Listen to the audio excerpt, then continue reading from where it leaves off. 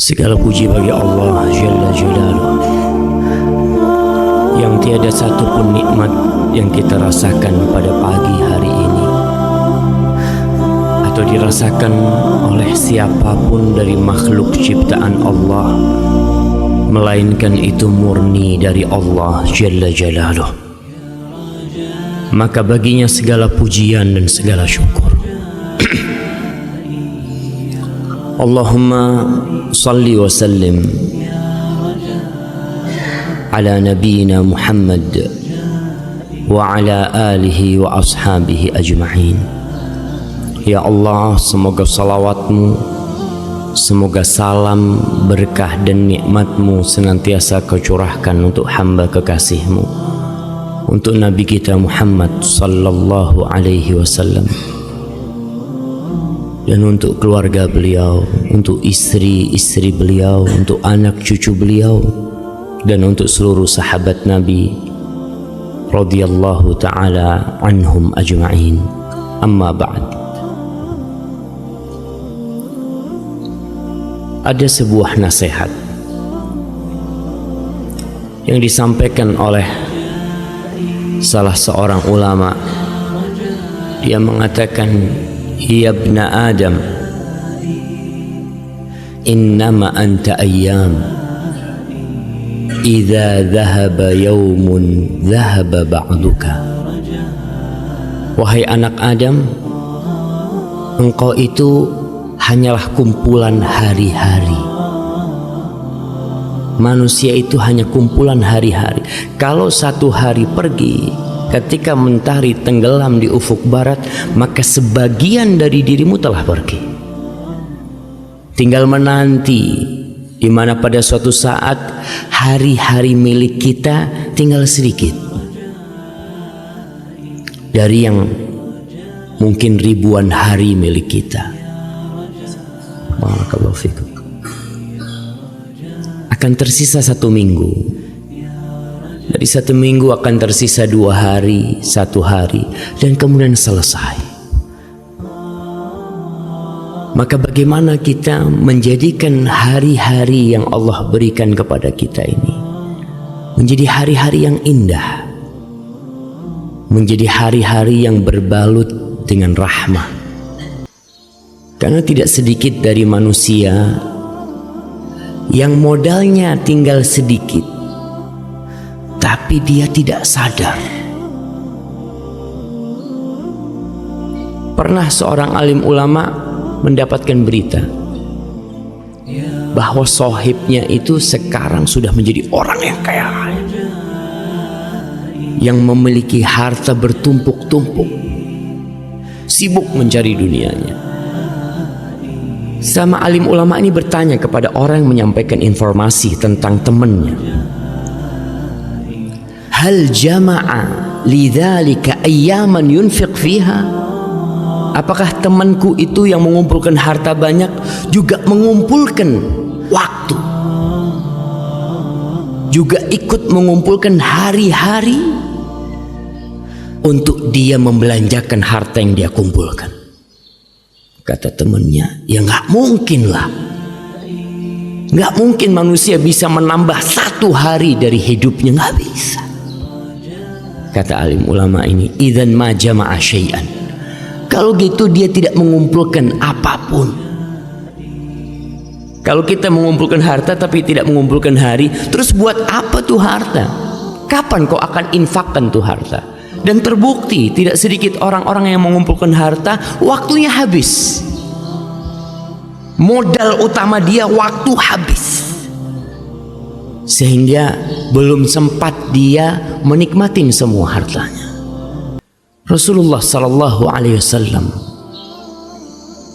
beliau mengajarkan kepada kita bagaimana hari-hari kita ini menjadi hari-hari yang indah. Di dalam hadis yang diriwayatkan oleh Ummu Salamah, hadis Ibnu Majah dan disahihkan oleh Syekh Albani, kata Ummu Salamah, kana Rasulullah sallallahu alaihi wasallam idza asbaha as-subhu yaqul, Nabi alaihi salatu wassalam kalau masuk waktu pagi hari, ini awal hari beliau berkata,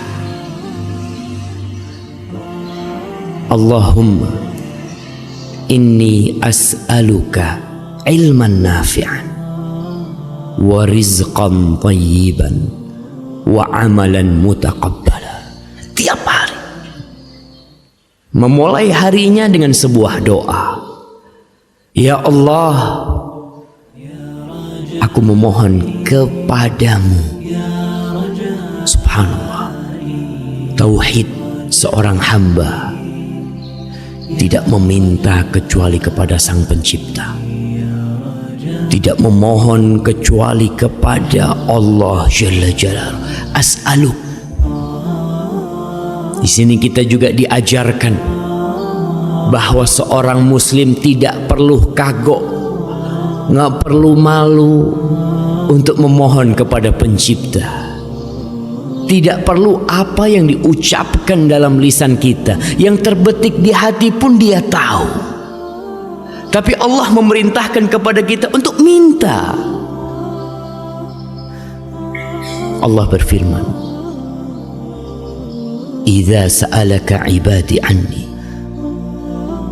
Kalau hamba-hambaku bertanya kepadamu tentang aku, fa inni qarib, aku itu dekat, kata Allah. Allah berada di atas arsy-Nya sana, tapi Dia dekat dengan hambanya. Ujibu da'watad da'i idza da'ani. Aku mengabulkan doa orang-orang yang minta.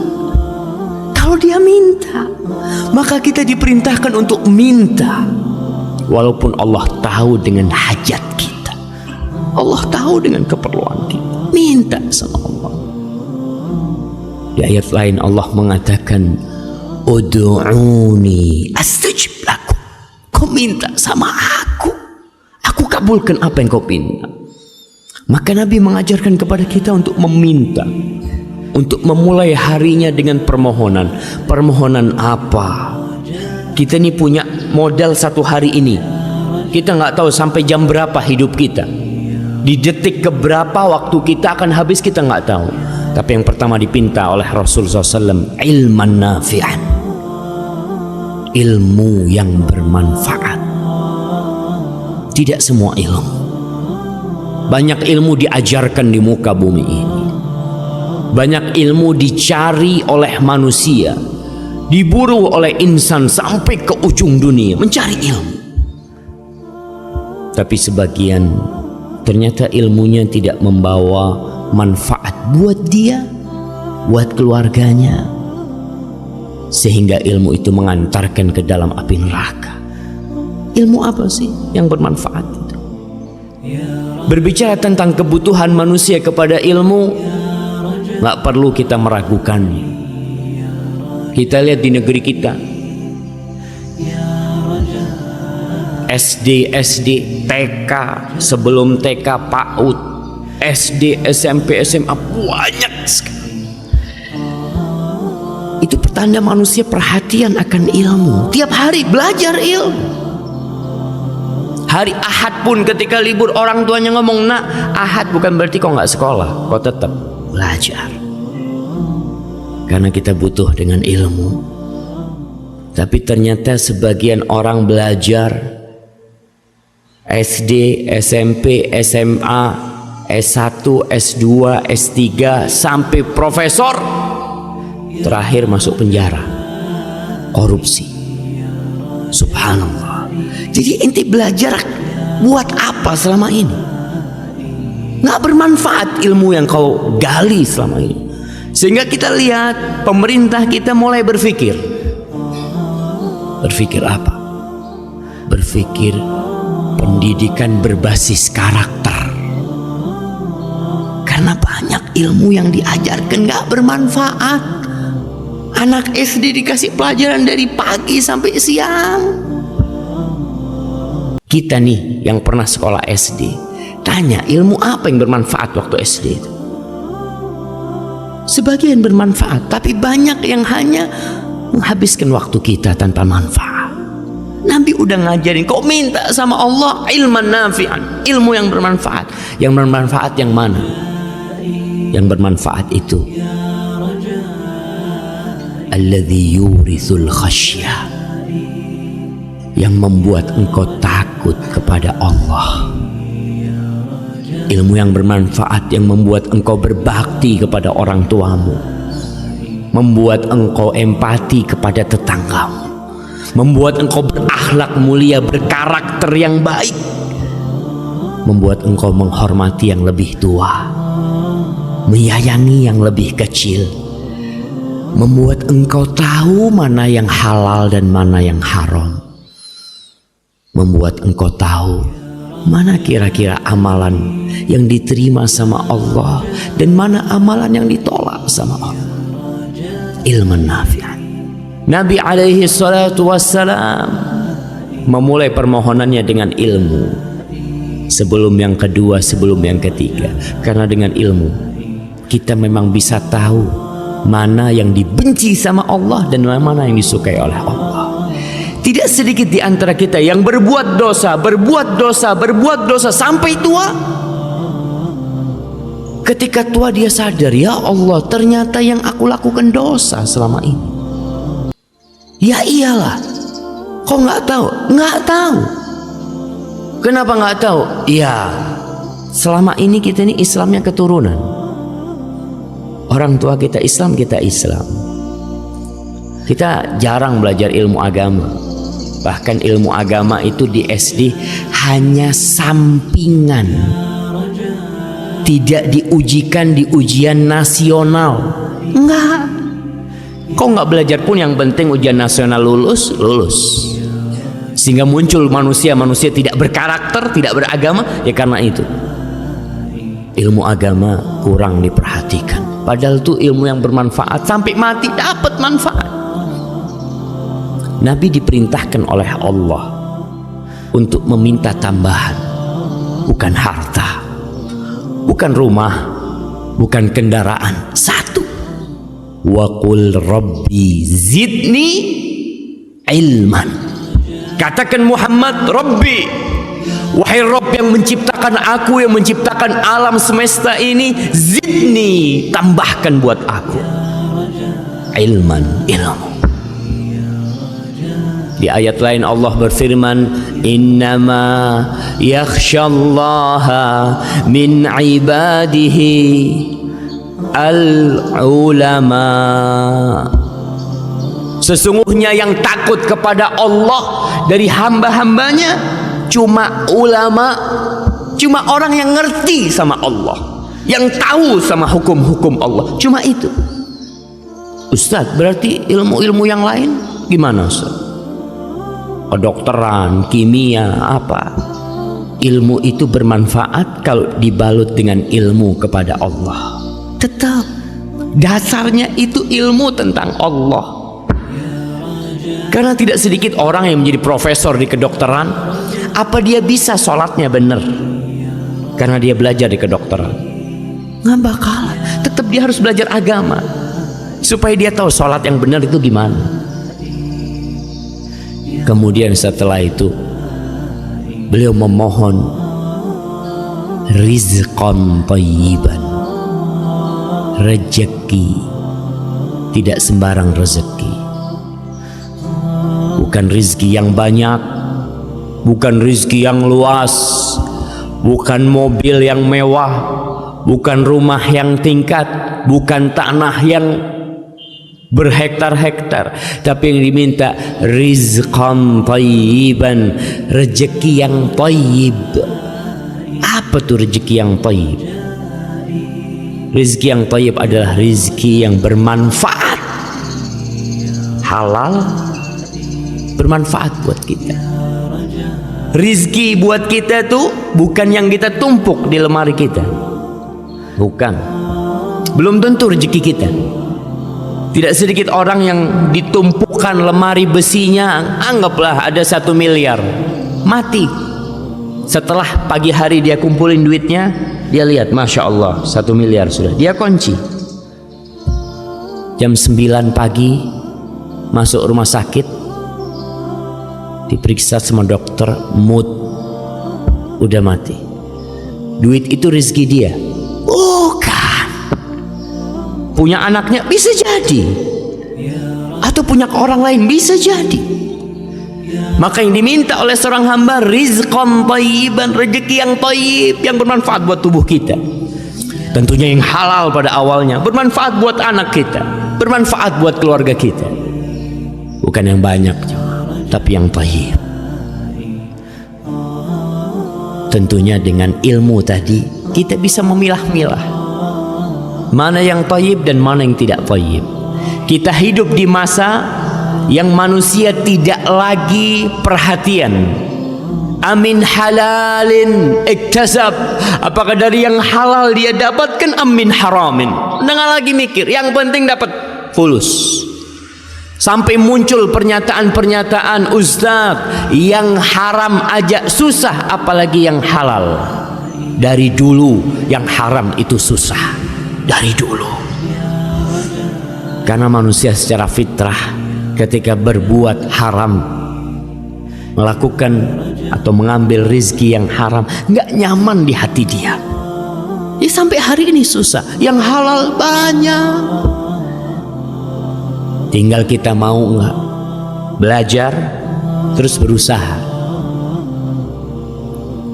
Yang ketiga yang dipinta sebagai modal dan bekal perjalanan hari kita ini, wa amalan mutaqabbala, amalan yang diterima. Sekali lagi, Nabi itu mengajarkan kepada kita kualitas, bukan kuantitas. Ilmu bukan ilmu yang banyak, rezeki bukan rezeki yang banyak, itu kuantitas semuanya. Kemudian amalan bukan amalan yang banyak, tapi amalan yang diterima. Dan itulah sebenarnya tujuan kita beramal, supaya diterima, bukan asal beramal. Muncul orang-orang yang mengatakan, sudahlah nggak usah bicara tentang sholat yang benar, sholatnya Nabi atau sholatnya siapa, yang penting sholat. Laung banyak orang yang tidak sholat. Subhanallah. Bukan yang penting sholat, yang penting bagaimana sholat diterima sama Allah. Karena Allah berfirman, fawailun lil musallin, celaka ada orang-orang yang ruku sujud tahunan masuk neraka. Sholat. Jadi hati-hati kita, jangan cuma asal sholat. Amalan mutaqabbalah tuh yang diminta sama Rasul, sholat yang diterima tuh yang kita inginkan. Siapa orang-orang yang sholat tapi masuk neraka? Kalau yang nggak sholat jangan dipikirin. Ini yang sholat masuk neraka. Alladzina hum an sholatihim sahun, mereka adalah orang-orang yang sholat lalai sama sholat. Alladzina hum yura'un, mereka sholat tapi riya. Sholat nggak bakal diterima sholatmu kalau kau tidak mengharapkan ridha Allah Jalla Jalla. Di dalam hadis yang diriwayatkan oleh Imam Tabrani, dan hadis ini hasan, Nabi alaihissalatu wassalam bersabda, innar rajula la yusalli salata 60 sana. Ada orang, kata Nabi, yang sholat selama 60 tahun. Bisa dibayangin kalau dia baru mulai sholat umur 10 tahun, berarti umurnya 70 tahun. Sholat ruku sujud selama 60 tahun, walam tuqbal lahu shalah, satupun sholatnya tidak ada yang diterima, satupun sholat. Kenapa? Yutimmu ruku'ahu wala yutimmu sujudahu, yutimmu sujudahu wala yutimmu ruku'ahu. Sujudnya sempurna, rukuknya nggak sempurna. Rukuknya sempurna, sujudnya nggak sempurna. Ini yang namanya sholat asal-asalan, nggak diterima. Buat apa kau capek-capek? Nabi kita alaihissalatu wassalam pernah duduk di Masjid Nabawi. Tahu-tahu ada sahabat masuk sholat. Setelah sholat datang kepada Nabi, assalamualaikum ya Rasulullah. Apa kata Rasul sallallahu alaihi wasallam? Salli fa innaka lam tusalli. Kau sholat, nih sholat sunnah nih. Ya masuk ke masjid mungkin. Kau sholat, sebenarnya kau itu belum sholat. Loh, tadi rukuk sujud ngapain tuh? Ternyata ada sholat yang tidak dicatat. innaka lam tusalli, kau belum sholat. Akhirnya sholat lagi orang. Sholat. Dilihat sama Nabi. Selesai sholat, assalamualaikum. Datang lagi ke Rasulullah SAW. Apa kata Nabi alaihi salatu wasallam? Salli fa innaka lam tusalli. Sholat, kau belum sholat. 2 kali. Akhirnya yang ketiga dia sholat. Assalamualaikum. Akhirnya dia datang lagi kepada Rasulullah SAW. Apa kata Rasulullah SAW? Salli fa innaka lam tusalli. Sampai 3 kali. Kau balik sholat, kau belum sholat. Wahai Rasulullah sallallahu alaihi wasallam, la uhsinu ghaira hadhi. Aku nggak bisa lagi sholat lebih baik dari yang tadi kau lihat. Sholatku paling baik sudah itu. Fa'allimni, maka ajarin aku gimana sholat yang benar. Modalnya tetap ilman nafi'an. Orang kepingin sholatnya benar, kepingin ibadahnya benar, ilman nafi'an, ilmu yang bermanfaat, sehingga dia bisa tahu sholatku ini gimana yang benar. Karena ada orang hidup bersama Nabi tapi sholatnya tidak benar. Apalagi kita yang jauh jaraknya dari Rasul Sallallahu Alaihi Wasallam. Kalau kita nggak belajar, nggak ngaji tentang sholat, tentang puasa, tentang tauhid kita, sekali lagi kebanyakan umat Islam di Indonesia itu Islamnya keturunan, sholatnya keturunan, puasanya keturunan. Bapaknya sholli, anaknya sholli. Bapaknya maling, anaknya maling. Ya udah. Maka amalan mutaqabbala kita pinta kepada Allah. Dan pada akhirnya Allah Jalla Jalaluhu menciptakan kematian dan kehidupan ini. Alladzi khalaqal mauta wal hayata liyabluwakum ayyukum ahsanu amala. Untuk menguji siapa di antara kalian yang paling baik amalannya, bukan yang paling banyak. Tidak. Maka sekali lagi belajar. Kalau kita nggak mau belajar, bahkan menganggap ilmu agama sebagai sampingan, sebulan sekali datang ke pengajian, sisanya untuk dunia, untuk akhiratmu ya kalau ada waktu. Saat ana masyghul, banyak kerjaan, banyak syugulan, ya gimana, kerjaan tinggalkan. Ketika kita datang ke majelis ilmu, ingat kita datang menuju jalan-jalan surga.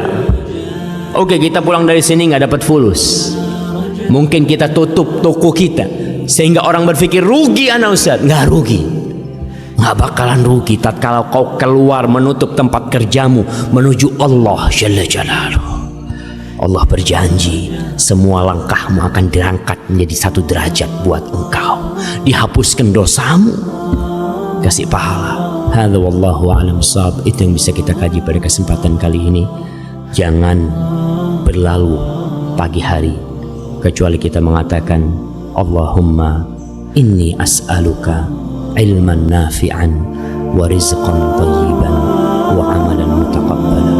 Wa sallallahu ala nabiyyina Muhammadin wa ala alihi wa sahbihi wa sallam. Wassalamu alaikum warahmatullahi wabarakatuh.